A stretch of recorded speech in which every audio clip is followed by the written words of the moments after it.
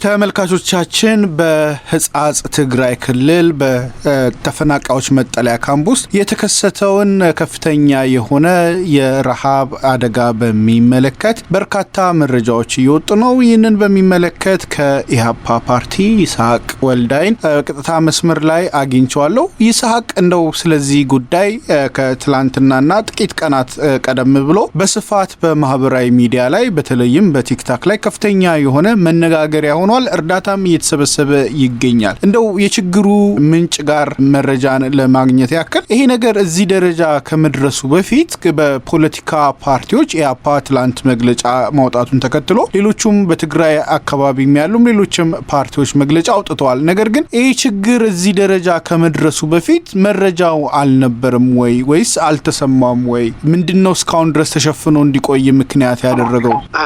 መልካም ጥሩ ጥያቄ ያነሳው። እንግዲህ ጴጥሮስ በጣም በሚያሳዝን ሁኔታ በ21ኛው ክፍለ ዘመን ዜጎች በዚህ ደረጃ በረሃብ ሲያልቁ ብቻ አይደለም ስጋቸውን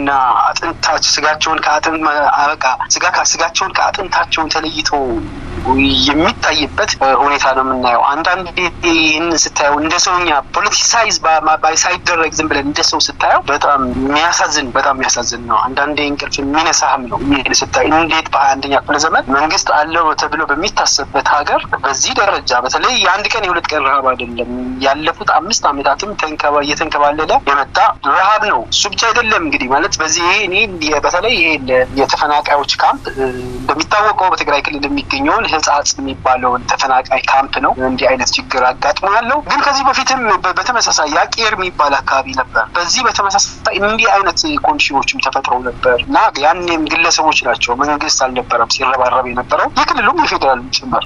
ጠቅላላ ስናደርገው ጴጥሮስ ይህንን ችግር ስርዓታዊ ነው ዝም ብለን ማለት መፍትሄ ሊሆን የሚችለው ዘለቄታ የሆነ መፍትሄ ማምጣት የሚቻለው መጀመሪያ የችግሩ ምንጭ ነው መታወቅ ያለበት የሚል እምነት አለን። ዘንድ ይህንን ስርዓታዊ ችግር ነው በቃ ከስርዓት የሚመነጭ ችግሮች ናቸው። እንግዲህ በአደባባይ እንደምናውቀው በአደባባይ ዜጎችም ህፃናቶችም ጭምር ታፍነው ህይወታቸው የሚያጡበት፣ ገንዘብ የሚጠየቅባቸው፣ ገንዘብ ተከፍሎባቸውም በህይወት የማይገኙበት፣ ከዛ ደግሞ የህግ ተጠያቂነት የሌለበት ሁኔታ ነው ያለን አይደለም። በዛ በተፈናቃይ ካምፕ እንግዲህ ላለፉት 5 ዓመት 6 ዓመት በተፈናቃይ ካምፕ እየማቀቁ ያሉ ዜጎች እና በከተማ ላይ ያሉትም የተመሳሳይ ሰለባ ወይም የተመሳሳይ ሂደት ሰለባዎችም ሲሆኑ እናያለን። ስለዚህ ችግሩ የስርዓታዊ ነው ማለት እንችላለን። ምናልባት ይስሐቅ ላቋርጥህና እንግዲህ ያደጋው ጥልቀት ያው በማህበራዊ ሚዲያ ላይ በስፋት መነጋገሪያ ሆኗል ወጥቷል። እኔ ግን ጥያቄ የሆነብኝ በትግራይ ክልል የሚንቀሳቀሱ ስምረትን አሁን በቅርቡ የተፈጠረው በአቶ ጌታቸው ረዳ የሚመራው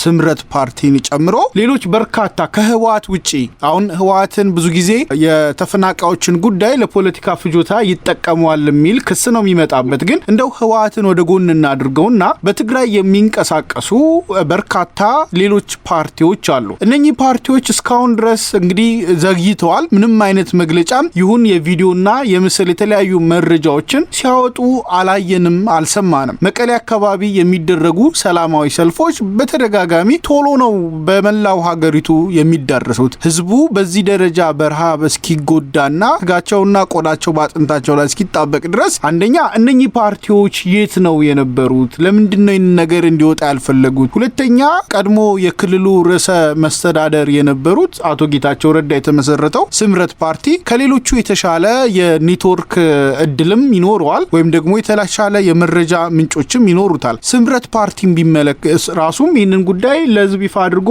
አላጋለጠምና በፌዴራል መንግስቱም በህወሓትም በኩል ያለው እንደው ለብቻ አነሰዋለሁ። ግን በትግራይ አካባቢ ያሉ የፖለቲካ ፓርቲዎችና ፖለቲከኞች ይህንን ጉዳይ አስቀድመው ያልገለጡበት ለህዝብ ያላሳወቁበት ምክንያቱ ምንድነው? መልካም እኔም ከሚግማት በጣም ተገረሙኝና በተለይ መሰረታችን ትግራይ አድርገን እንቀሳቀሳለን የሚሉት ፓርቲዎችን ከቲክቶክ በፊት መድረስ የሚገባቸው እነሱ ናቸው ተብሎ ይታሰባል። በተለይ በአካባቢው ጭምር ቢሮ አለን የሚሉ የፖለቲካ ፓርቲዎች ያልዘም የትግራይ ፖለቲካ በመናይበት ጊዜ ጴጥሮስ አሁን ያለውን አሁናዊ የትግራይ ፖለቲካ ቁመና ወይም የትግራይ የፖለቲካ ፓርቲዎች ቁመና በመናይበት ጊዜ በሁለት ተከፍለው ነው የምናያቸው። ገሚሶቹ በህወሓት በሞዲስ ህወሓት ወይም ደግሞ በመወድሰው ኦልድ ጋርድ ህወሓትን ተጠምደው ታያቸዋለህ። በጣም ጥቂት የሚባሉ ናቸው። ይህንን ሁለተኛው ደግሞ በዚህ ከፌዴራል መንግስት ብቻው ነው ችግሮቹን በሙሉ በቃ ህወሓትን ብቻ እየተወቀሰ ምነው የህዝቡን ችግር ደግሞ ማያዩበት ሁኔታ ነው ያለው።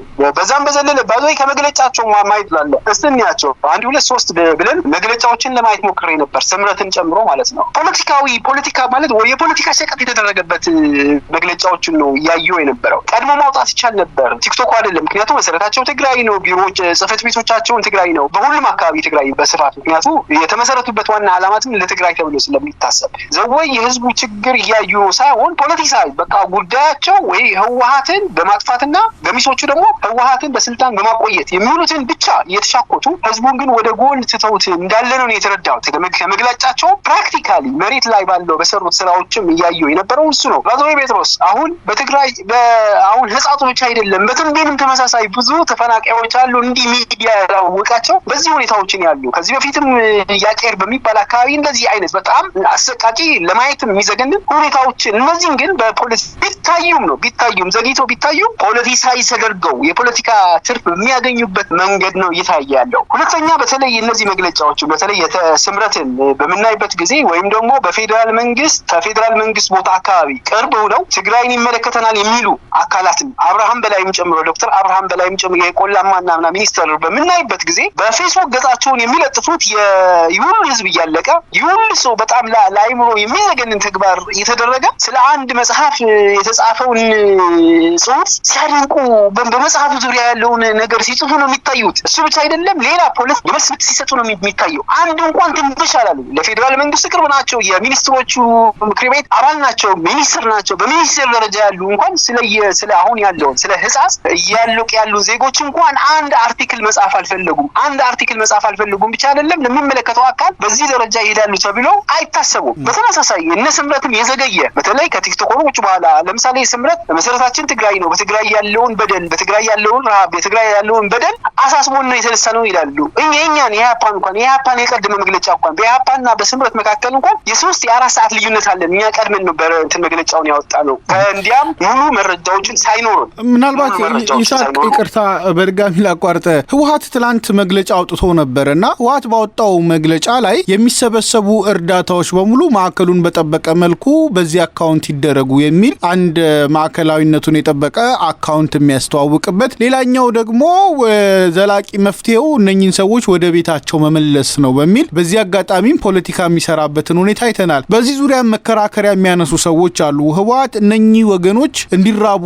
ያደረገውና በዚህ ደረጃ እንዲጎዱ ያደረገው የገንዘብና የድጋፍ ማጣት ብቻ ሳይሆን ሆን ብሎ በፌዴራል መንግስቱ ላይ ጫና ለማሳደር ነው የሚል ነገር ይነሳል። በሌላ በኩል ደግሞ የፌዴራል መንግስቱ የበጀት እቀባን ጨምሮ የተለያዩ የተዘዋዋሪ ከበባዎችን በማድረግ ህወሓት በጀት ብንሰጠውም ታጣቂ ነው የሚመግብበት በሚል በጀት ቆርጦበታል። ከዚህ ጋር በተያያዘ ደግሞ በቂ ገንዘብ ስለሌለ ህወሓት ጫና ውስጥ ይገባል የሚል በፌዴራል መንግስቱም ፖለቲካ እየተሰራ ነው። በመሃል ግን ህዝብ እያለቀ ነው የሚል ነገር ይነሳል። በእርግጥ ህወሓትም ሆነ ፌዴራል መንግስቱ በዜጎች ሞት ላይ እንደዚህ ያለ የፖለቲካ ድራማ እንዲሰሩ ሊፈቀድ የተቻለበት ምክንያት ምንድን ነው? በእርግጥስ ህወሓት ይህንን ነገር ለዚህ ዓላማ እየተጠቀመው ነው ብለን መደምደም እንችላለን ወይስ ደግሞ ይህ ነገር ከቁጥጥሩ ውጪ ወጥቶ ነው? መልካም፣ ሁለቱም በተመሳሳይ አይን ነው ማየት እንፈልገው። ከዚህ በፊት የነበረኝ ምልከታም እንደዛ ስለሆነ ማለት ነው። ሁለቱም ፌዴራል መንግስትም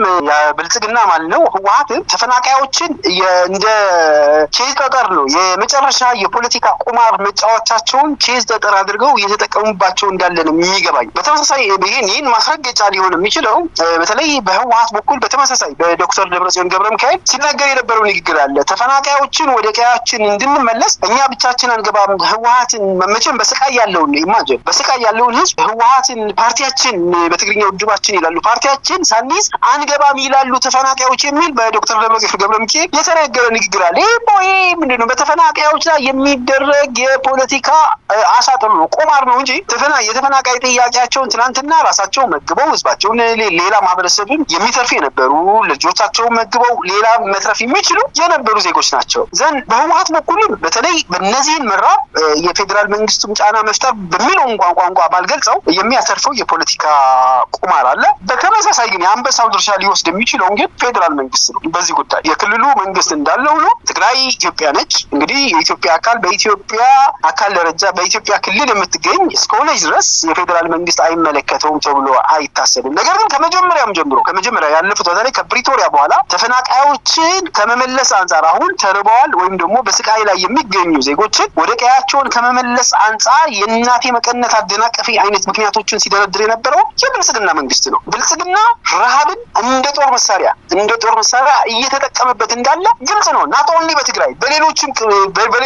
በሌሎች ካምፖች የሚገኙ ተፈናቃዮችም ጭምር ረሃብን እንደ ጦር መሳሪያ እየተጠቀመበት እንዳለ ግልጽ ነው። ይሄ ከዚህ በፊት በእንግሊዝ ፓርላማ ቀርቦ ሪፖርት የወጣበት ነበር የምታስታውስ ከሆነ። ይሄ ዓለም አቀፍ ህግን በምናይበት ጊዜ ረሃብን እንደ ጦር መሳሪያ አድርገን መጠቀም የተደነገገ ድንጋጌ አለ። ይህን በሚተላለፍ መንገድ ነው እየሄደ ያለው የብልጽግና መንግስት ዘንድ። ህወሓት የፌዴራሉ መንግስት ጫና ለመፍጠር ሳይሆን ከተፈናቃዮችን የሚያገኘው የፖለቲካ ትርፍ አለ።